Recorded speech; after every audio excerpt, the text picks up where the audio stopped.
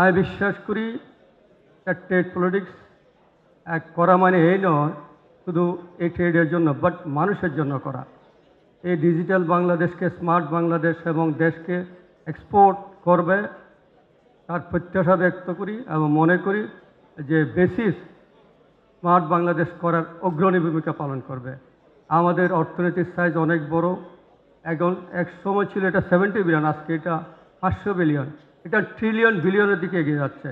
আমি বিশ্বাস করি বেসিস 5 অথবা 6 বিলিয়ন এক্সপোর্ট করবে এবং দেশকে সত্যিকার অর্থে একটা এআইতে পরিণত করবে এবং সত্যি অর্থে বাংলাদেশকে একটা বিশ্বের বুকে মাথা উঁচু করে দাঁড়াবার শক্তি যোগাবে।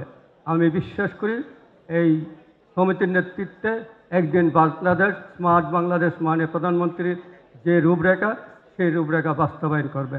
আমি কথা না বাড়িয়ে এই কমিটির সাথে এফবিসিআই আগামী দিনে কাজ করার প্রত্যয় ব্যক্ত করে আমাকে এখানে কিছু কথা বলার সুযোগ দেওয়ার জন্য ধন্যবাদ জানিয়ে আমার বক্তব্য এখানে শেষ করছি। জয় বাংলা, জয় বঙ্গবন্ধু, বাংলাদেশ চিরজীবী হোক।